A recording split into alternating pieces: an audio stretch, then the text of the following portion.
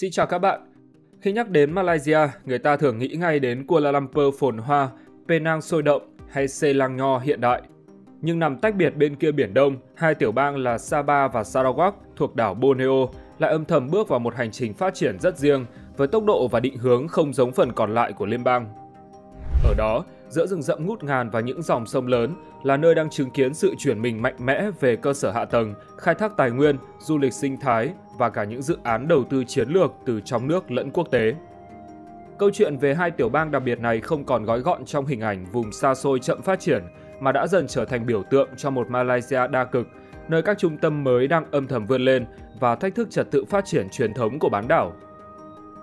Vậy Sabah và Sarawak đang phát triển như thế nào và liệu sự phát triển ấy có làm thay đổi vị thế của cả hai trong lòng Malaysia?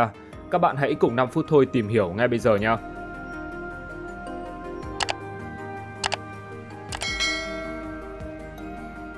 Vị trí địa lý của hai tiểu bang. Với vị trí hướng ra Biển Đông và tọa lạc ở phía bắc đảo Borneo, hai tiểu bang Sabah và Sarawak từng bị coi là vùng ngoại vi vì nằm cách xa trung tâm kinh tế và chính trị ở bán đảo Malaysia. Nhưng trong bối cảnh mới, nơi vị trí chiến lược đồng nghĩa với cơ hội, thì hai vùng đất này đang trở thành những mắt xích quan trọng trong việc định hình lại cán cân phát triển giữa phía Đông và phía Tây. Trong đó, Sarawak là tiểu bang lớn nhất cả nước, với diện tích 124.450 km², nó trải dài dọc theo bờ biển Tây Bắc của đảo Borneo, tiếp giáp trực tiếp với Brunei và Indonesia. Với đường bờ biển dài khoảng 800 km, cùng mạng lưới 55 con sông có thể đi lại, nơi đây sở hữu tiềm năng to lớn để phát triển giao thông thủy nội địa, năng lượng thủy điện và hậu cần ven biển. Những con sông nổi bật có thể kể đến như sông Rajang, sông Baram và sông Batang Lupa. Ngoài ra, vị trí nằm sát Brunei và vùng Kalimantan, nơi được quy hoạch để đặt thủ đô mới của Indonesia, càng khiến Sarawak trở nên đáng chú ý hơn trên bản đồ phát triển khu vực. Bởi khi Indonesia đẩy mạnh đầu tư vào Kalimantan, thì tiểu bang của Malaysia sẽ có cơ hội trở thành đối tác chiến lược trong chuỗi cung ứng và kết nối kinh tế xuyên biên giới. Còn ở phía đông bắc đảo Borneo thì Sabah có tổng diện tích là 73.904 km². Nơi đây giáp với biển Salu và biển Celebes, đồng thời tiếp giáp với lãnh thổ miền nam Philippines. Vị trí của tiểu bang này gần như là một điểm chốt chiến lược trong chuỗi giao thương hàng hải giữa Đông Nam Á và Tây Thái Bình Dương.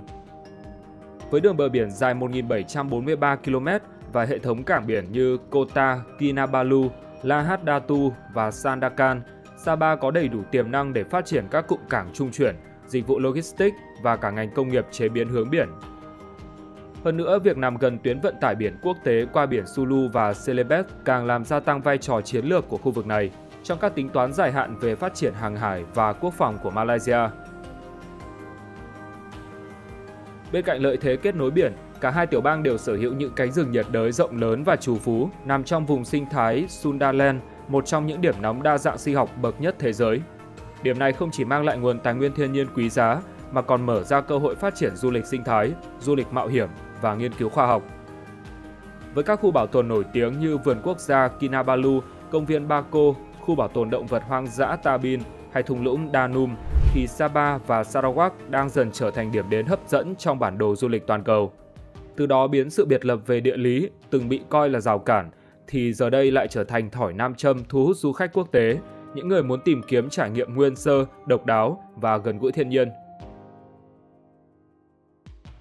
Dù vậy, vị trí địa lý đặc biệt của hai tiểu bang cũng đặt ra những thách thức riêng. Do bị ngăn cách hoàn toàn khỏi bán đảo Malaysia, nên mọi sự kết nối đều phải thông qua đường biển hoặc đường hàng không.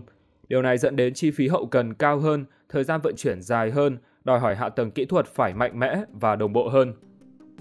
Trong suốt nhiều năm, sự cô lập từng khiến hai tiểu bang bị lỡ nhịp trong các chu kỳ tăng trưởng nhanh của Malaysia. Nhưng hiện nay, khi chính phủ trung ương và các nhà đầu tư bắt đầu nhìn nhận lại vị trí chiến lược này, thì các dòng vốn đầu tư đang được đẩy mạnh để biến khoảng cách địa lý thành cơ hội phát triển. Điển hình như dự án đường cao tốc liên Borneo. Đây được coi là nỗ lực lớn nhằm phá vỡ sự chia cắt nội vùng, kết nối các khu kinh tế trọng điểm với các cảng biển, sân bay và trung tâm dịch vụ. Đi cùng với đó là việc mở rộng các sân bay chiến lược như Miri, Bintulu, Kota Kinabalu và Tagau đã giúp rút ngắn khoảng cách với Kuala Lumpur, Singapore và các thành phố lớn khác trong khu vực. Cũng không thể không nhắc đến về vấn đề an ninh khu vực.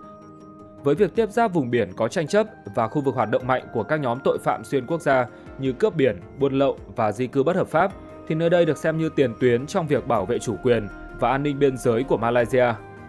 Sự hiện diện quân sự và các sáng kiến hợp tác an ninh khu vực đang ngày càng được tăng cường, nhất là tại Sabah, khu vực có những điểm nóng như Lahad Datu, nơi từng xảy ra xung đột năm 2013. Nhưng cũng chính nhờ sự nhạy cảm về an ninh mà chính quyền liên bang buộc phải đầu tư nhiều hơn vào hạ tầng quốc phòng, giao thông và dịch vụ công tại hai tiểu bang này. Qua đó sẽ tạo thêm động lực cho phát triển kinh tế xã hội địa phương. Đặc biệt, không gian địa lý của Sabah và Sarawak đã mở ra cánh cửa giao lưu quốc tế rộng lớn, không chỉ với các nước trong ASEAN mà còn với Trung Quốc, Nhật Bản, Hàn Quốc và Australia, những đối tác thương mại hàng đầu của Malaysia. Việc nằm gần các tuyến hàng hải quốc tế cho phép các khu công nghiệp tại đây dễ dàng tiếp cận thị trường xuất khẩu. Điều này lý giải vì sao các nhà đầu tư nước ngoài, đặc biệt trong lĩnh vực năng lượng, chế biến nông lâm sản, điện tử và logistics, đang ngày càng dành sự quan tâm nhiều hơn đến hai tiểu bang này.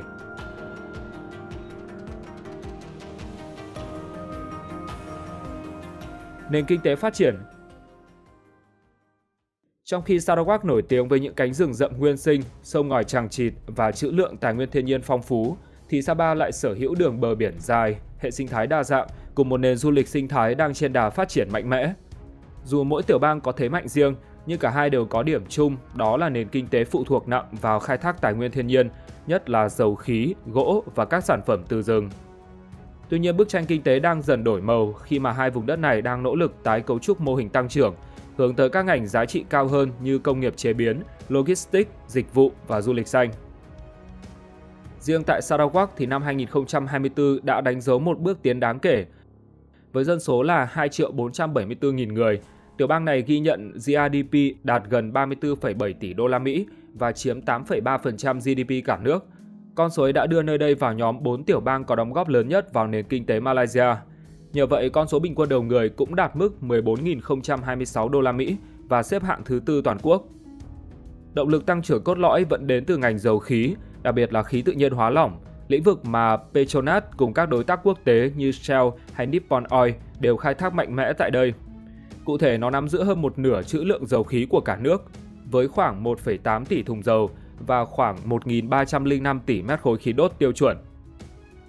Ước tính ngành dầu khí tạo ra doanh thu đáng kể với gần 22,68 tỷ đô vào năm 2024, bao gồm tiền mặt, cổ tức từ công ty con của Petronas là MLNG cũng như thuế bán hàng từ khí đốt. Chính quyền đã thông qua Petros để đẩy mạnh dùng khí đốt trong nước bằng cách xây dựng mạng lưới đường ống và phát triển các trung tâm công nghiệp ở Miri, Samalaju, Bintulu và Kuching. Từ tháng 3 năm 2025, đây là đơn vị duy nhất quản lý khí đốt của tiểu bang, qua đó giúp kiểm soát nguồn cung tốt hơn, cũng như tối đa hóa lợi ích kinh tế. Ngoài ra còn có những dự án lớn như mỏ khí nước sâu Rosemary do Shell phát triển, được kỳ vọng cung cấp tới 20% khí đốt cho Sarawak vào năm 2026. Tiểu bang này cũng đang có kế hoạch xây dựng trung tâm hóa dầu tại Tanjung Kizurong để tăng giá trị tài nguyên khí đốt và tạo ra việc làm cho người dân. Hiện nay, thành phố Bintulu có vai trò là trung tâm xuất khẩu LNG lớn nhất của Malaysia, khi công ty Petronas đã xuất khẩu hơn 25 triệu tấn LNG từ đây. Vì vậy mà nơi này đang giữ vị trí chiến lược trong chuỗi cung ứng năng lượng toàn cầu. Sarawak cũng đang tích cực đẩy mạnh ngành công nghiệp chế biến, phát triển năng lượng tái tạo, nhất là thủy điện, thông qua hành lang năng lượng tái tạo Sarawak. Dự án này dự kiến sẽ thúc đẩy tăng trưởng kinh tế, tạo ra khoảng 53.000 việc làm vào năm 2025, cũng như thu hút đầu tư nước ngoài. Đồng thời, họ còn đầu tư vào cơ sở hạ tầng công nghệ cao như công viên công nghệ Samalaju với diện tích rộng khoảng 80 km2 và có số vốn đầu tư hơn 13,5 tỷ đô. Tuy nhiên, sự phát triển này vẫn mang tính tập trung khi chủ yếu nằm ở các đô thị ven biển và khu công nghiệp chuyên biệt, còn khu vực nông thôn nội địa, nơi sinh sống của nhiều cộng đồng bản địa vẫn còn bị bỏ lại phía sau về mặt kinh tế. Đây là một thách thức không nhỏ cho chính quyền liên bang trong việc phân bổ nguồn lực công bằng và bền vững. Đối với Sabah thì dù có quy mô kinh tế không lớn bằng Sarawak nhưng vẫn giữ vai trò tương đối quan trọng trong tổng thể nền kinh tế Malaysia. Vào năm 2024, tiểu bang này có dân số là 3.676.000 người, cùng GDP đạt khoảng 28,3 tỷ đô, tương đương với 6,7% GDP cả nước. từ đó dẫn đến GDP bình quân đầu người đạt 7.699 đô la Mỹ. Điểm mạnh của Sapa không chỉ nằm ở nguồn tài nguyên dầu mỏ và gỗ như người ta thường nghĩ, mà còn ở ngành du lịch đang ngày càng phát triển mạnh.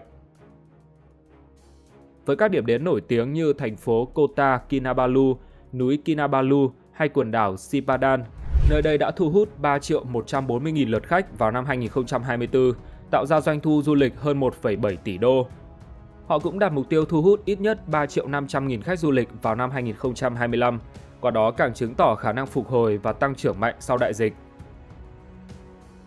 Tuy nhiên, cấu trúc kinh tế của Sapa vẫn còn phụ thuộc khá nặng vào khu vực sơ cấp, nhất là ngành nông nghiệp và khai thác gỗ. Trong đó, dầu cọ vẫn là mặt hàng xuất khẩu chủ lực khi chiếm 10% nguồn cung toàn cầu.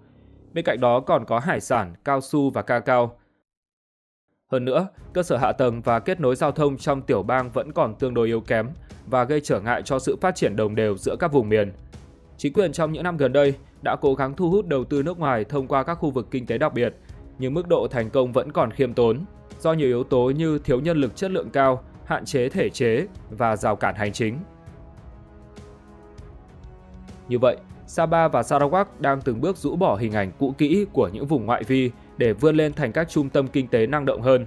Cả hai không còn đơn thuần là hậu phương tài nguyên của Malaysia nữa, mà đang dần trở thành vùng đất chiến lược, nơi công nghiệp chế biến, dịch vụ logistics, năng lượng hóa lỏng và du lịch sinh thái được định hướng phát triển mạnh mẽ.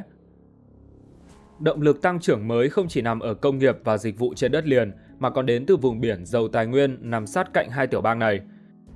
Một điểm đáng chú ý là Malaysia tuyên bố vùng đặc quyền kinh tế rộng 334.671 km2, thì phần lớn trong số đó đều nằm gần Sarawak và Sabah. Do đó, nơi đây có trữ lượng dầu khí ngoài khơi rất lớn. Cụ thể thì Sarawak sở hữu khoảng 61% trữ lượng dầu mỏ có thể và đã được chứng minh của cả nước, tương đương khoảng 4,2 tỷ thùng dầu quy đổi, trong khi Sabah nắm giữ khoảng 18,8% hay khoảng 1,3 tỷ thùng dầu. Dù vậy, quyền kiểm soát nguồn tài nguyên ấy phần lớn vẫn nằm trong tay chính phủ liên bang, nhất là công ty dầu khí quốc gia Petronas. Thực trạng này từ lâu đã làm dấy lên những tranh cãi gay gắt về sự bất bình đẳng trong phân phối lợi ích, khi Sarawak và Sabah là những vùng đất sở hữu trữ lượng lớn nhưng lại không được hưởng tương xứng từ chính tài nguyên của mình. Điều đó đã dẫn đến làn sóng đòi hỏi gia tăng quyền tự chủ tài chính, cũng như quyền tham gia sâu hơn vào hoạt động khai thác và quản lý tài nguyên địa phương. Vào năm 2020, Sarawak đã thành lập công ty dầu khí riêng là Petros như một bước đi chiến lược để tái khẳng định vai trò chủ động trong lĩnh vực năng lượng. Một vấn đề khác không thể bỏ qua là sự chênh lệch giàu nghèo và bất bình đẳng trong nội bộ mỗi tiểu bang. Dù Sarawak có GDP đầu người cao hơn so với mức trung bình của cả nước, nhưng nếu đi sâu vào phân bố vùng miền, có thể thấy khoảng cách giữa các cộng đồng ven biển với cư dân vùng sâu vùng xa, đặc biệt là các nhóm dân tộc thiểu số vẫn còn rất rõ nét. Tương tự thì ở Sabah, tình trạng nghèo đói cũng hiện hữu tại nhiều khu vực nông thôn, nhất là Tonggod, Beluran và Pitas. Vì vậy, việc nâng cao chất lượng giáo dục, y tế và tạo ra cơ hội kinh tế bình đẳng đang là một yêu cầu cấp bách nếu muốn phát triển bền vững và toàn diện.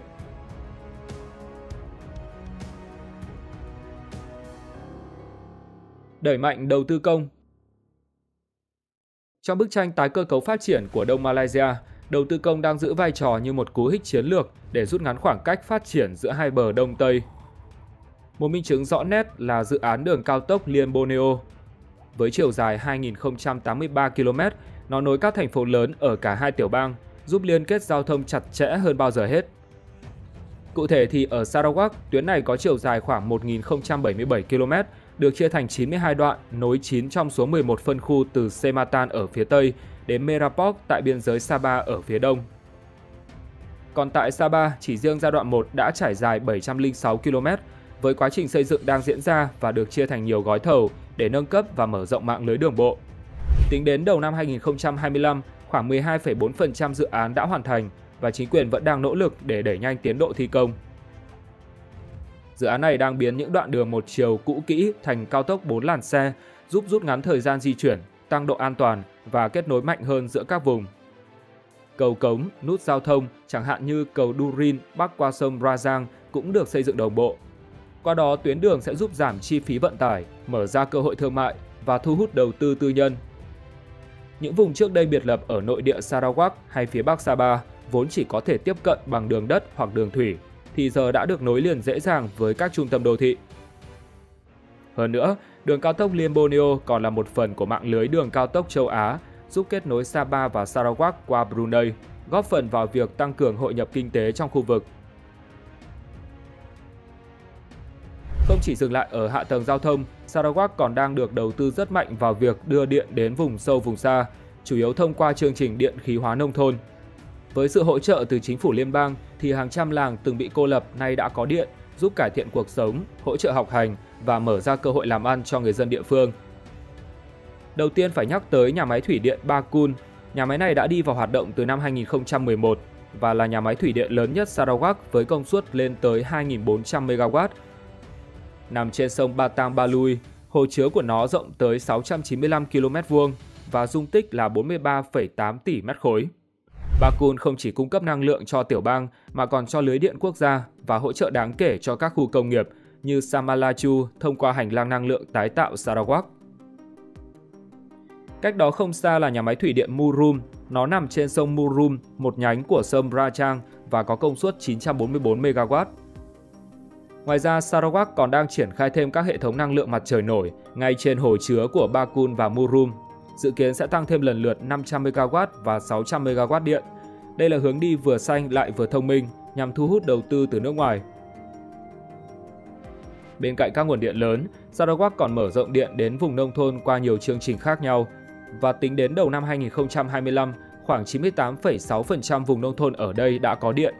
Trong khi những nơi còn lại như thị trấn Daro đang được hoàn thiện thông qua dự án giai đoạn 3 của RES Last Mile. Theo một số nguồn tin thì chính phủ đã đầu tư hơn 566 triệu đô la Mỹ cho chương trình điện nông thôn này và vẫn tiếp tục rót vốn để vượt qua thử thách về địa hình và hạ tầng. Đặc biệt, hiện đã có 31 nhà máy điện lai năng lượng mặt trời đang hoạt động khắp vùng sâu vùng xa của Sarawak và có 6 trạm khác đang được triển khai. Nó giúp thay thế dần các máy phát diesel, từ đó thúc đẩy xu hướng điện xanh. Đây là hướng đi bền vững mà tiểu bang đang theo đuổi, nhằm tận dụng lợi thế sông ngòi, mặt trời và địa lý để đảm bảo an ninh năng lượng cũng như phát triển lâu dài. Còn Sabah lại tập trung nhiều hơn vào y tế và giáo dục, hai lĩnh vực vốn bị tụt hậu khá lâu so với bán đảo. Bằng chứng là Bệnh viện Nữ hoàng Elizabeth đệ nhị ở Kota Kinabalu vừa được mở rộng và nâng cấp, trong khi các bệnh viện mới ở Sandakan, Tagau hay Kudat cũng đang được xây dựng để giảm tải và mở rộng khả năng chăm sóc sức khỏe vùng sâu vùng xa. Cùng với đó thì các trường học mới, nhất là trường học dân tộc nội trú, đã được xây dựng nhiều hơn để phục vụ các cộng đồng bản địa như Kadazan, Dusun, Murut và Bajau. Tiếp theo, cần phải nhắc đến khả năng kết hợp với đầu tư tư nhân theo mô hình đối tác công tư. Tại Sarawak, các khu công nghiệp như Samalaju hay trung tâm Hala Tanjung Manis được phát triển không chỉ bằng vốn của nhà nước mà còn thu hút các nhà đầu tư trong và cả ngoài nước. Nhờ có sẵn cơ sở hạ tầng được nhà nước xây dựng từ trước, mô hình này giúp giảm gánh nặng tài chính cho ngân sách công, đồng thời tăng tốc độ triển khai các dự án có tính chất thương mại. Còn ở Sabah, mô hình tương tự đang được thử nghiệm trong lĩnh vực du lịch, nơi các bến tàu, khu nghỉ dưỡng sinh thái và cơ sở dịch vụ đang dần hình thành dựa trên nền tảng đầu tư công ban đầu. Chính quyền Sabah đã phân bổ hơn 24,5 triệu đô la Mỹ trong ngân sách nhà nước năm 2025 cho mục đích hoạt động và phát triển. Trong số này, khoảng 1,5 triệu đô la Mỹ được dành cho dự án phát triển du lịch nông thôn, tập trung vào du lịch sinh thái và du lịch cộng đồng, giúp xây dựng cơ sở hạ tầng nền tảng để thu hút các nhà đầu tư và nhà điều hành tư nhân.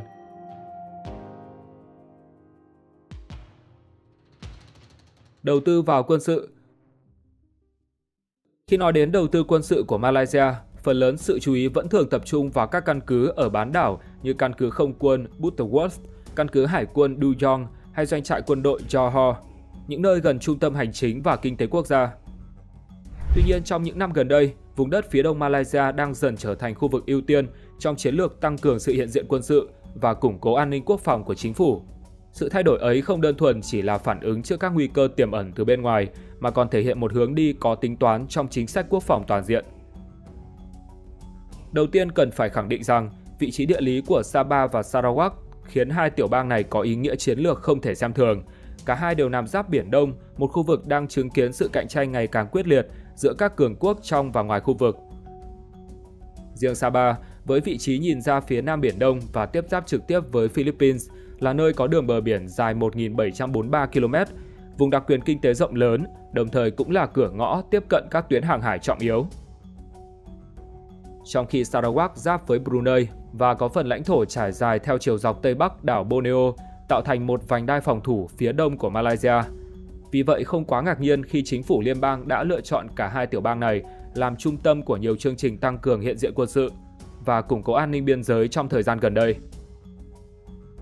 Một trong những biểu hiện rõ ràng nhất đó là việc mở rộng và nâng cấp cơ sở hạ tầng quân sự tại Sabah. Thành phố Kota Kinabalu, thủ phủ của tiểu bang, hiện là nơi đặt trụ sở Bộ Tư lệnh An ninh Đông Sabah, gọi tắt là ESCOM.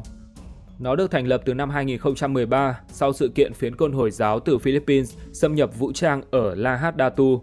Và cũng từ thời điểm đó trở đi, chính phủ Malaysia liên tục đổ vốn đầu tư cho việc củng cố năng lực quân sự ở vùng phía đông. Riêng trong ngân sách liên bang năm 2025 thì Sabah được phân bổ khoảng 1,59 tỷ đô la Mỹ, còn Sarawak là 1,4 tỷ đô la Mỹ. Đây là hai trong số những khoản chi lớn nhất cả nước và một phần đáng kể được dùng để nâng cấp hạ tầng an ninh, căn cứ cũng như khả năng giám sát biên giới. Trong đó, lực lượng vũ trang Malaysia được nhận khoảng 523 triệu đô la Mỹ cho các dự án như nâng cấp doanh trại, xây dựng nhà ở cho quân nhân, mở rộng cơ sở thiết yếu ở vùng biên giới và thành lập thêm 3 đồn mới. Các trại quân sự quan trọng như Paradise, Felda Sahabat ở Lahad Datu và Lok Kawi đều nằm trong danh sách cải tạo.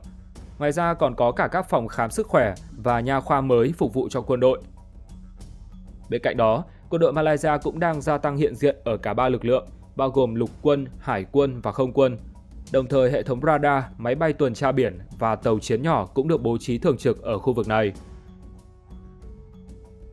Đối với Sarawak, nơi đây có vai trò hỗ trợ về hậu cần, tiếp tế và phòng thủ chiều sâu. Thành phố Kuching, thủ phủ của tiểu bang, là nơi đặt trụ sở của Bộ Tư lệnh Dã chiến miền Đông, chịu trách nhiệm điều phối và giám sát Sư đoàn 1 và Sư đoàn 5 trong nhiệm vụ phòng thủ phía đông Malaysia. Đặc biệt, một căn cứ hải quân hiện đại mới sẽ được xây dựng tại Bintulu có tên là trụ sở hải quân khu vực 4, nơi được chọn vì vị trí chiến lược gần Biển Đông. Căn cứ này sẽ tiếp nhận các tàu tuần tra ven bờ và tăng cường khả năng bảo vệ vùng biển phía đông.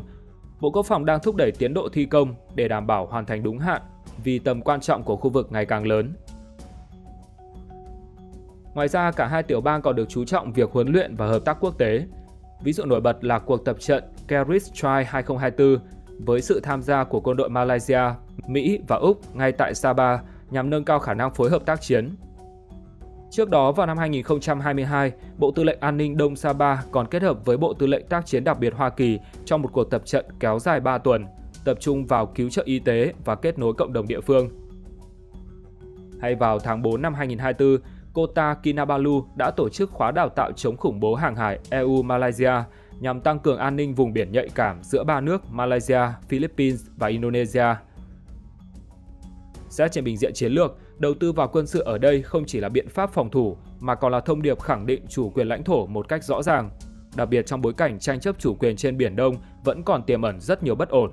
Sự đầu tư bài bản và có chiều sâu tại hai tiểu bang này cũng cho thấy Malaysia đang từng bước thoát khỏi mô hình phòng thủ tập trung vào bán đảo để hướng tới một cấu trúc quốc phòng cân bằng và đa chiều hơn. Tóm lại, trong những năm gần đây, Sabah và Sarawak không còn là những vùng bên rìa trong bản đồ phát triển của Malaysia, mà ngược lại, cả hai đang dần chuyển mình thành những mắt xích chiến lược, không chỉ về kinh tế, năng lượng và hạ tầng, mà còn cả quốc phòng và hợp tác quốc tế. Sự chuyển dịch ấy vừa mang lại lợi ích cho riêng hai tiểu bang, vừa tái định hình cán cân phát triển giữa hai vùng đất tách rời của quốc gia. Nếu xu hướng này được duy trì với tầm nhìn dài hạn, thì Sabah và Sarawak sẽ trở thành động lực tăng trưởng mới, nơi giàu nội lực, vững an ninh và gắn kết khu vực. Các bạn có ý kiến gì về hai tiểu bang này? Hãy để lại bình luận xuống bên dưới cho 5 phút thôi cùng biết với nhau. Xin chào và hẹn gặp lại các bạn trong những video tiếp theo.